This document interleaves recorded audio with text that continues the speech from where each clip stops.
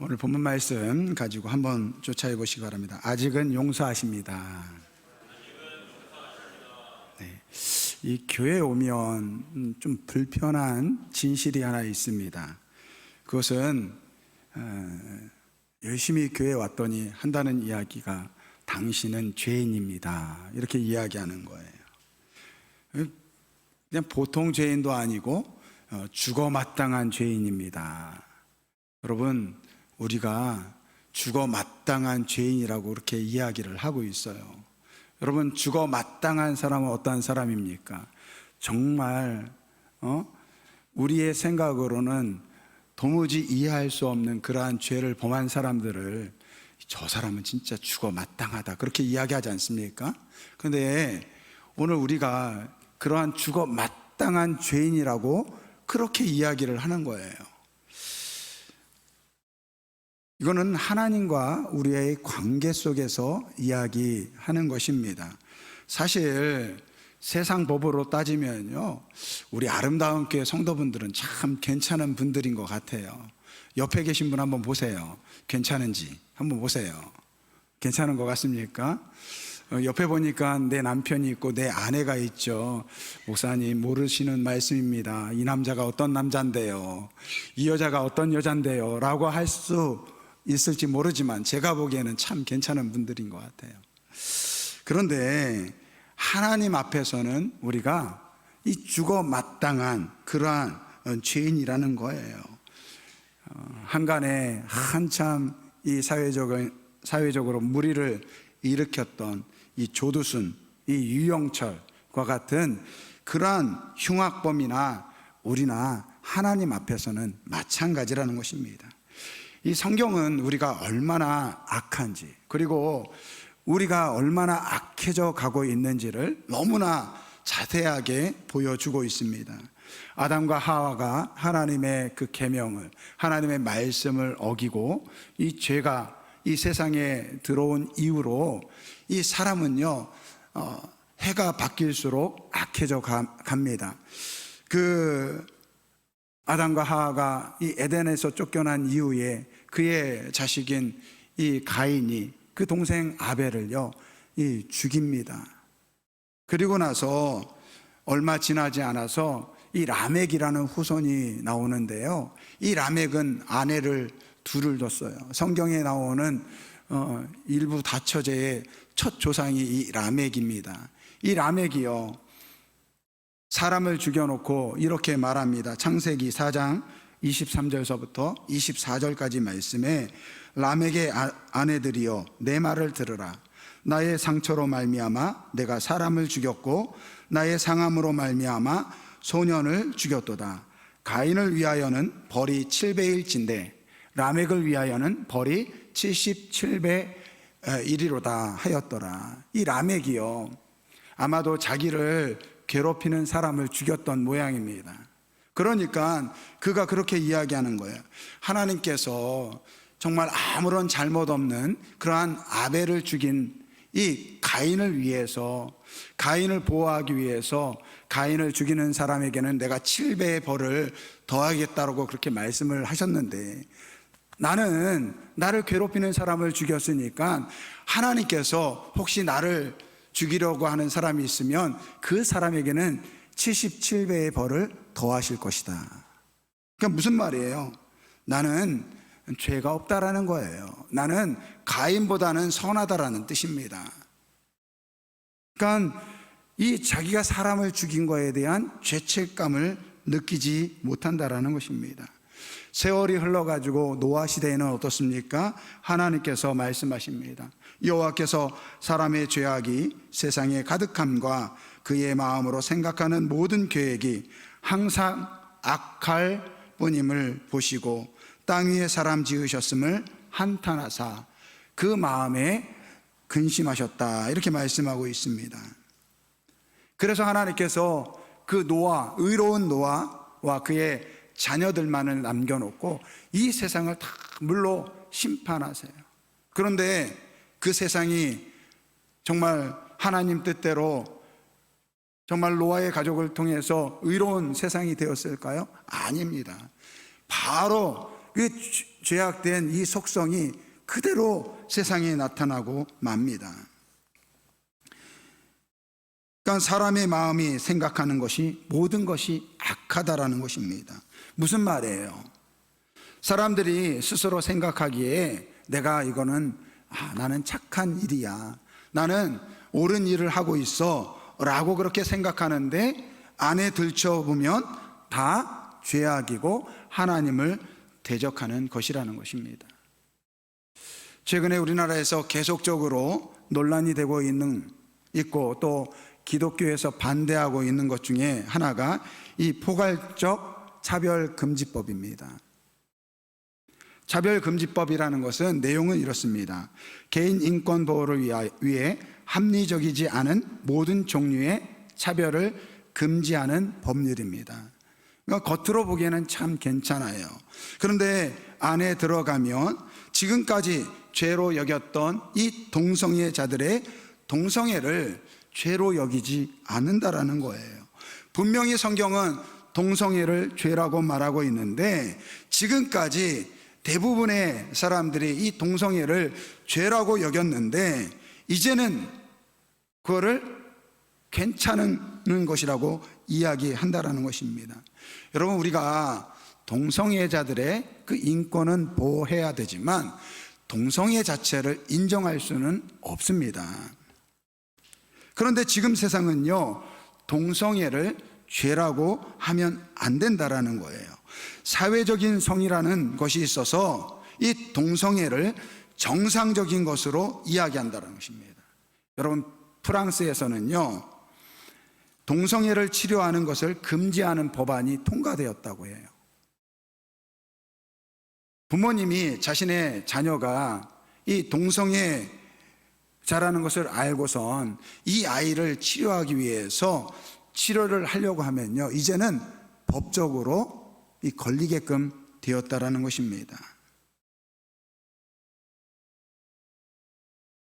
지지난주에 한 유튜버 동영상을 봤는데요, 이 스페인 이 바르셀로나 이 고등학교 학교 앞에 있는 학생들을 이 촬영을 한 것입니다. 한낮인데 이 아이들이 아침부터 이 독한 독주를 마시고 그리고 대마초를 피고 있어요. 돈 얼만큼만 주면 얼마든지 이 대마초를 살 수 있다고 이야기합니다. 그런데 더 충격적인 것은요, 그 아이들이 그러한 이야기를 합니다. 자기네들은 이성애, 그러니까 남자가 여자를 사랑하고 여자가 남자를 사랑하는 것은 그건 따분하다고 그렇게 이야기를 해요. 그러면서 자기네들은 레즈비언이고 자기는 게이라는 것입니다. 양성애자라고 그렇게 이야기를 해요.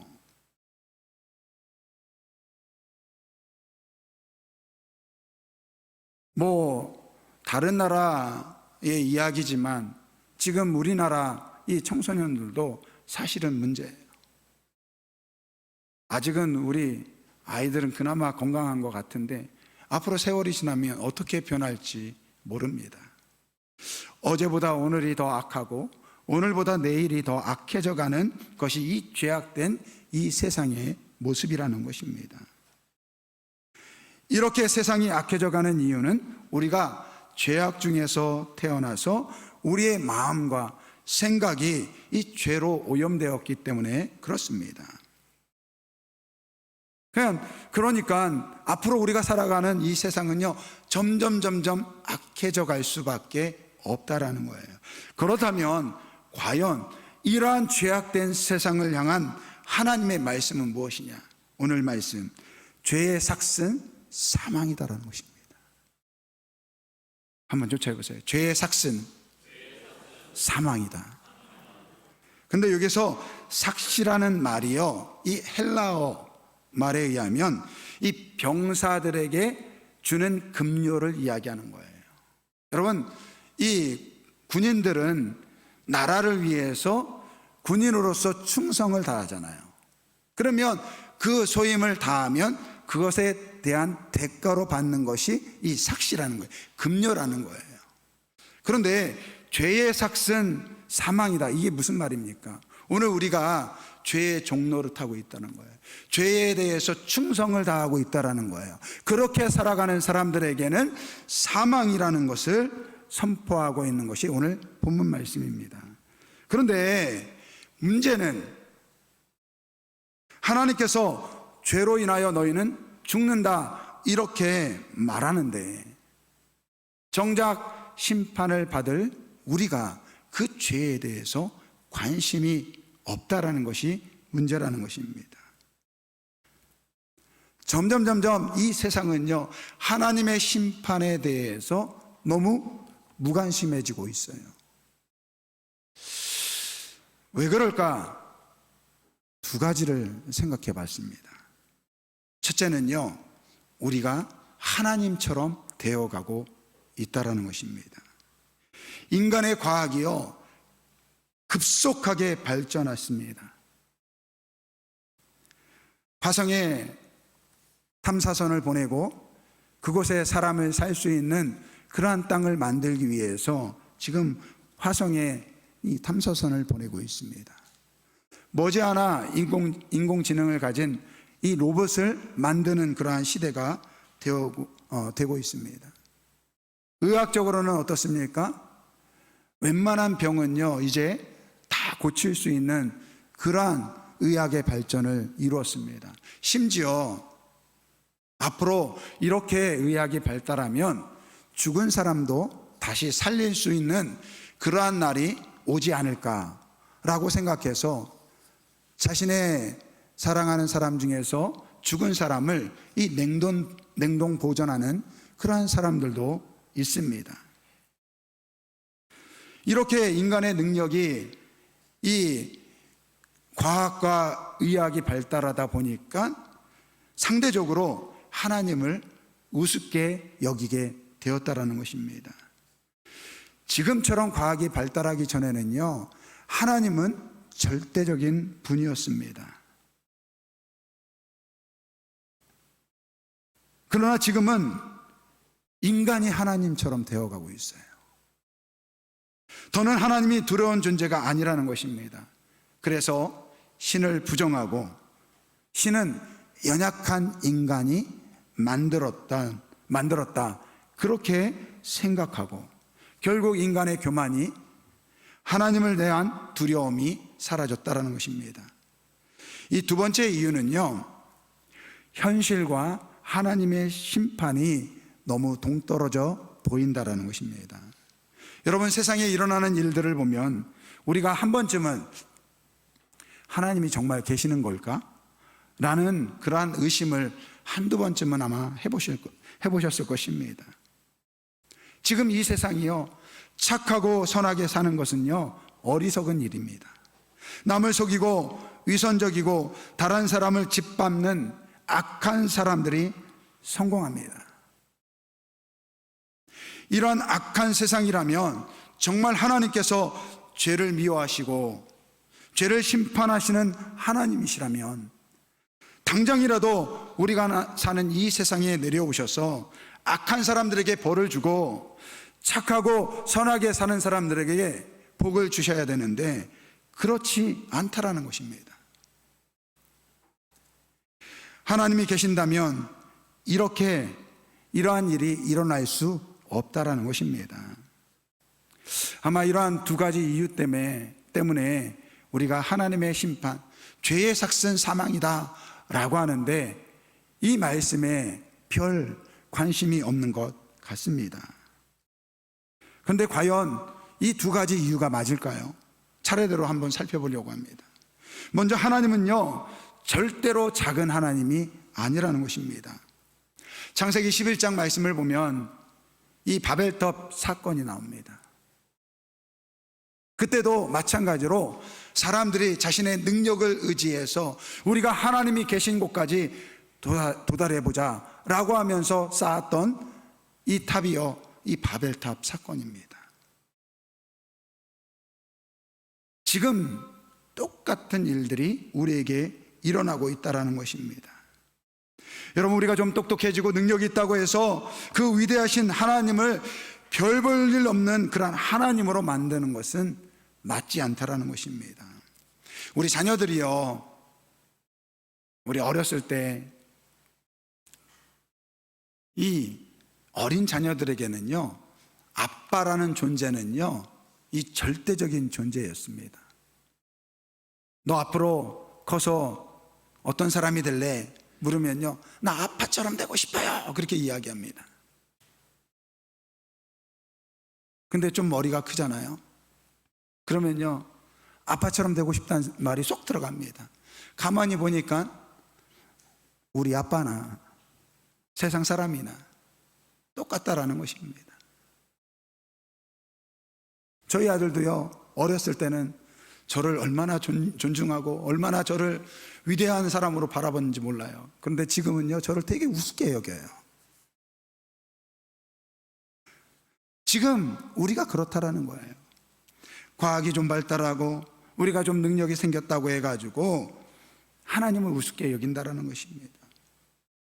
우주에 탐사선을 보내고 물질의 작은 영역인 이 미립자 세계를 조금 이해했다고 해가지고 하나님의 존재를 우습게 여긴다라는 것입니다. 여러분, 욥이요, 그 어려운 고통을 당했잖아요. 근데 그 친구들이 와가지고 한다는 얘기가, 네가 당하는 고통은 당연한 거야. 네가 죄가 있어서 하나님께서 벌을 내리시는 거야. 막 이런 얘기를 하면서 괴롭히니까 욥이 나중에 막 하나님에 대해서 불평하고, 하나님, 나는 의롭게 살았는데 왜 이러한 어려움을 저한테 주십니까? 막 하고 하면서 막 불평을 내뱉어요. 그때 하나님께서 말씀하십니다. 욥기 39장 1절에서부터 6절까지 말씀인데, 세 번역을 보면 이렇게 말씀합니다. 그때 주님께서 욥에게 폭풍이 몰아치는 가운데 대답하셨다. 내가 누구이기에 무지하고 헛된 말로 내 지혜를 의심하느냐. 이제 허리를 동이고 대장부답게 일어서서 묻는 말에 대답해보라. 내가 땅에 기초를 놓을 때에 내가 거기에 있기라도 하였느냐. 내가 그처럼 많이 알고 내 물음에 대답해보라. 누가 이 땅을 설계하였는지 너는 아느냐. 누가 그 위에 측량줄을 띄었는지 너는 아느냐. 무엇이 이 땅을 버티는 기둥을 잡고 있느냐. 누가 땅에 주춧돌을 놓았느냐. 하나님께서 욥에게 말씀하시는 거예요. 내가 창조할 때 너 어디 있었어? 네가 그렇게 똑똑하다고 한다면 이 창조의 섭리를 한번 설명해봐. 여러분, 우리가 우주 탐사선을 화성에 보내고 대단하다고 자부하고 있지만요, 우리 하나님은요, 말씀 한마디로 이 온 우주를 창조한 하나님이신 줄 믿습니다. 여러분, 하나님께서 마음만 먹으면요, 지금 지구가 자전하고 있지 않습니까? 그 지구를 잠깐 멈추시게 하십니다. 성경에 나와 있어요. 기브온 산지에서 여호수아가 전쟁할 때 태양을 향해서 멈춰라 라고 하니까 태양이 멈추는 게 아니라 지구가 멈추는 거죠. 심지어 지구를요, 거꾸로 반대로 돌리게 하시는 분이 우리 하나님이십니다. 하나님만 마음만 먹으면, 하나님께서 마음만 먹으면요, 그 대단한 군대도요, 하루아침에 죽이시는 것이 하나님이세요.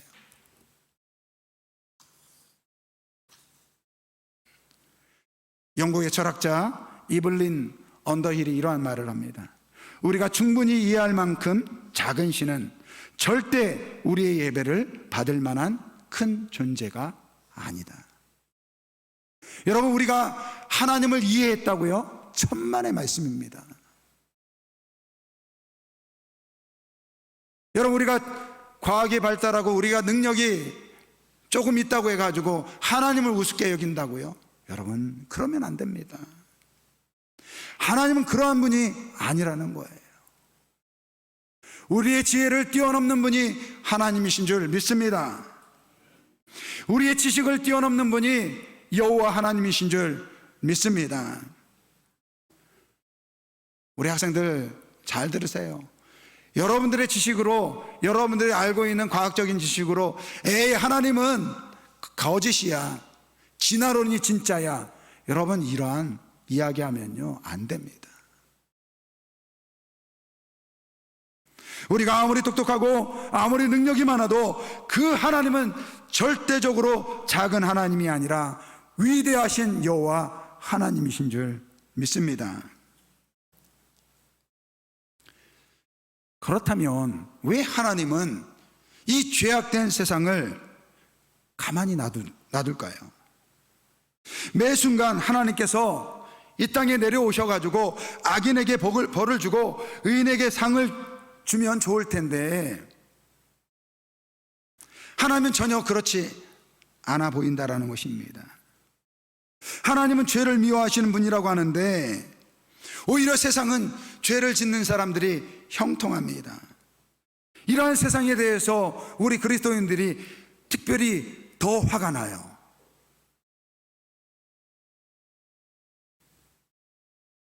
에이, 이럴 바에 나도 그냥 세상 사람처럼 살까?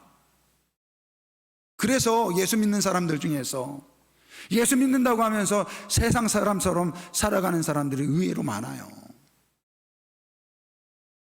내가 잘못하면 하나님께서 다리 몽둥이라도 똑 부러뜨리면 그런 짓 안 할 텐데, 예수 믿으면서도 악한 일을 하고 거짓말을 하고 그렇게 하는데도 잘 사니까 우리가 착각한다라는 것입니다. 여러분, 그런데 이러한 세상 속에서 이러한 분노를 가지고 살아가는 우리에게 하나님께서는 이렇게 말씀하십니다.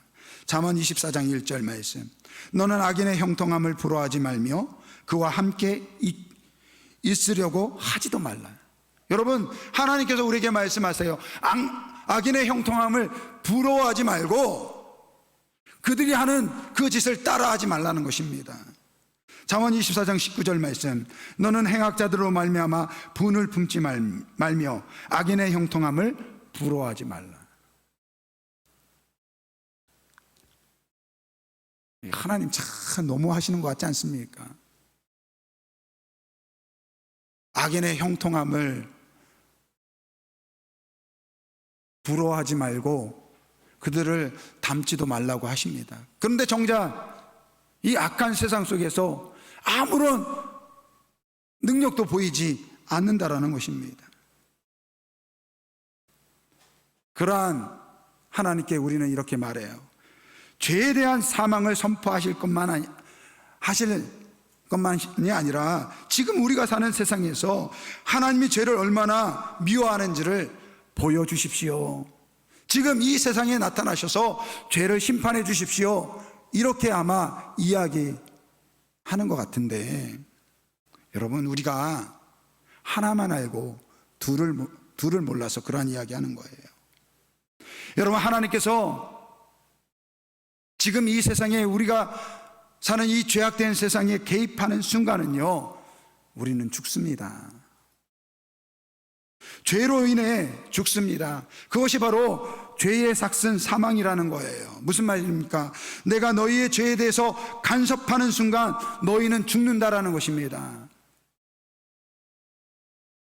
그래서 하나님은 지금 우리의 죄에 대해서 참고 계시는 거예요. 참고 계시는 거예요.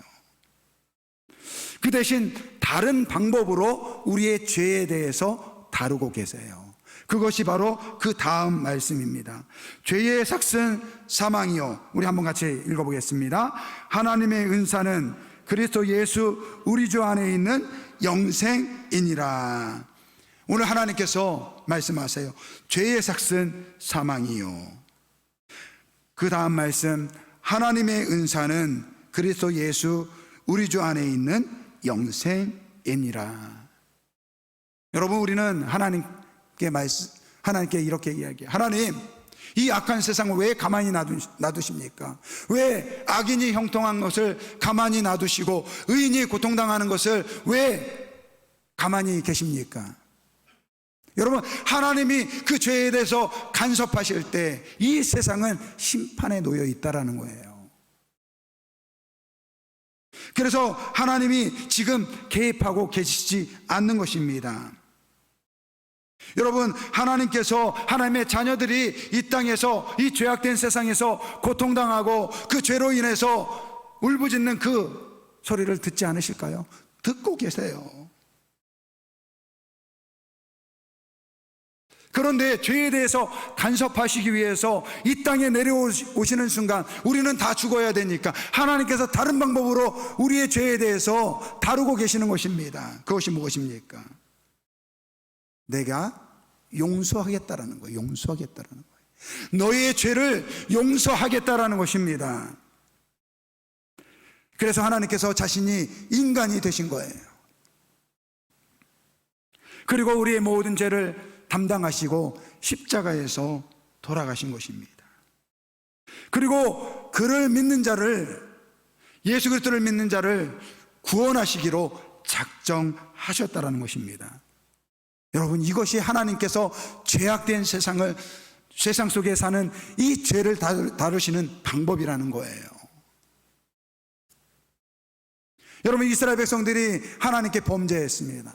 하나님께서 이스라엘 백성들에게 말씀하세요. 내가 너에게 주는 가나안 땅에 들어가거든 너희는 나만을 섬겨라. 내가 너에게 주는 계명대로 말씀대로 살아라. 그렇게 말씀을 하셨습니다. 근데 이스라엘 백성들이 가나안 땅에 들어가자마자 하나님을 잊어버렸습니다. 하나님의 말씀을 떠났습니다. 하나님의 계명을 떠났어요. 그때 하나님이 어떻게 하십니까? 하나님께서 내려오셔가지고 그들의 죄를 간섭하는 순간 그들은 멸망하고 마는 거예요. 그래서 어떻게 하십니까? 선지자를 보내세요. 북이스라엘에게, 남유다에게 있는 선지자를 보내십니다. 하나님의 종들을 보내주세요. 그리고 말씀하십니다. 회개하라. 지금이라도 회개하라. 그리고 돌이켜라. 그러면 하나님께서 너희를 용서하실 것이다.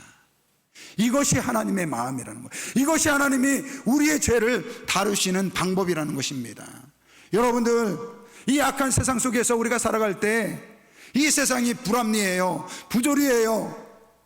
악인이 형통합니다. 하나님, 이러한 세상에 내려오셔서 하나님께서 이 죄를 정죄해 주시기 바랍니다. 여러분, 그랬다가는 우리는 끝나는 거예요. 끝나는 거. 하나님이 지금 참고 계시는 줄 믿습니다. 예수님을 보내주셔서 어떻게 해서든지 이 세상 속에서 죄악된 가운데 죽어가는 우리를 구원하기 위해서 하나님께서 지금 참고 계시는 거예요. 여러분, 내가 예수를 믿고 살아가는데 믿고 살아가는데 세상 사람들과 똑같은 방법으로 살아가는데 괜찮다고요? 여러분, 착각하지 마세요. 그게 괜찮은 것이 아니라는 거예요. 지금 하나님이 참고 계시는 거예요.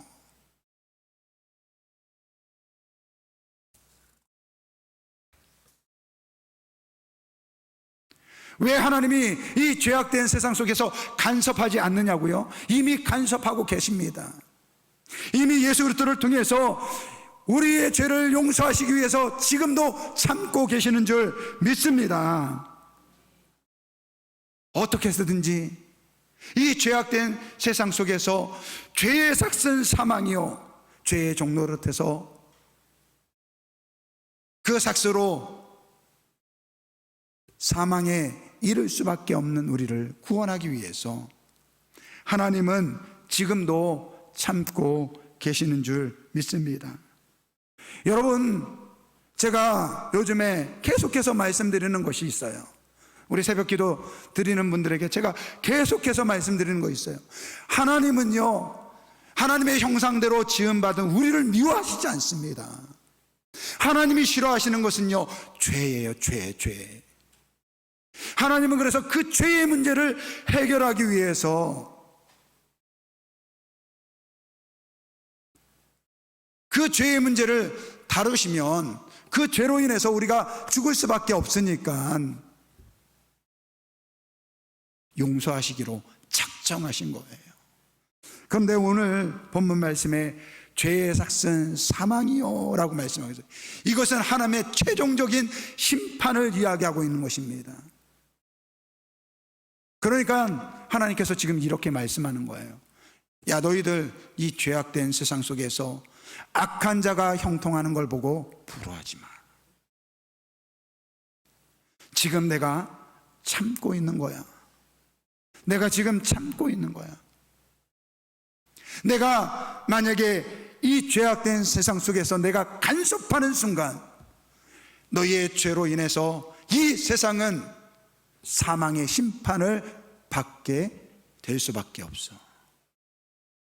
그런데 나는 너희를 용서하기로 작정하였다.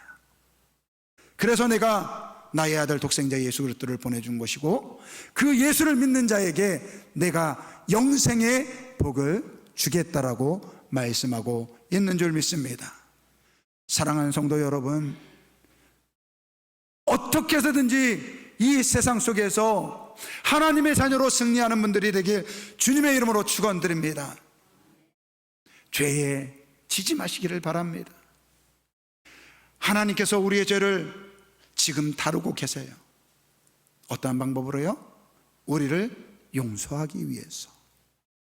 여러분, 하나님의 마지막 심판이 내려질 때는요, 그때는요 기회가 없습니다. 하나님, 잠깐만 저에게 기회를 주십시오. 1년이란 기회를 주시면 제가 하나님을 잘 섬기고 그렇게 할 수 있습니다. 그때 하나님이 말씀하세요. 아니, 이미 때는 지났다. 내가 이미 너에게 기회를 줬다. 사랑하는 성도 여러분, 하나님께서 지금 아직은요 우리를 용서하신 줄 믿습니다. 마지막 하나님의 심판이 이루어지기 전까지 하나님은 우리를 용서하시기로 작정하셨어요. 아무쪼록 이러한 하나님 품으로 돌아오는 우리 모두 되길 주님의 이름으로 축원드립니다. 오늘 이 말씀을 묵상하면서, 이 말씀을 준비하면서 묵상한 찬양이 하나 있습니다. 이 여호와께로 돌아가자. 하나님께서 이 죄악된 세상, 이 죄악된 세상에 살아가는 우리를 어떻게 보시는지 아주 잘 설명하고 있습니다. 내 백성이 나를 떠나 돌아섰지만 내 사랑이 내 백성을 포기 못하니 내 모든 것 내어주고 나 그들을 얻으리라. 이게 이 죄악된 세상을, 이 죄를 다루시는 하나님의 방법이라는 거예요. 여호와께 돌아가자. 우린 돌아서도 그는 변치 않네. 여호와께로 돌아가자. 우린 넘어져도 그 사랑 영원하네. 여러분, 우리가 하나님을 등지고 돌아섰을 때, 우리가 죄로 인하여 이 세상에서 불평하고 원망할 때 하나님은요 정말로 우리를 용서하는 방법으로 이 죄의 문제를 다루고 계세요. 지금이 하나님의 용서함을 받을 그때인 줄 믿습니다. 사랑하는 성도 여러분, 하나님은요 결코 작은 하나님이 아니세요. 하나님은 결코 우리의 죄를 묵과하시는 분이 아니세요. 하지만 그래서 반드시 우리의 모든 죄를 심판하실 그때가 있습니다. 그런데 그때는요 우리가 돌이킬 수 없어요. 지금이 하나님의 용서함을 받을 그때입니다. 오늘 이 찬양 부르시면서 아직 주님께 돌아가지 못한 우리 성도들은 이 찬양을 통해서 주님, 내가 주께 돌아가겠습니다. 주님은 나의 죄를 어떻게 해서든지 용서하시기를 바라시면서 그 독생자 예수 그리스도를 주시기까지 우리를 사랑하셨는데, 내가 이제 우리의 액션이 필요할 때요, 우리가 주께 돌아와서 주의 그 모든 죄에 대한 용서함을 받는 그러한 선포를 하시는 이 시간 되시기를 바랍니다.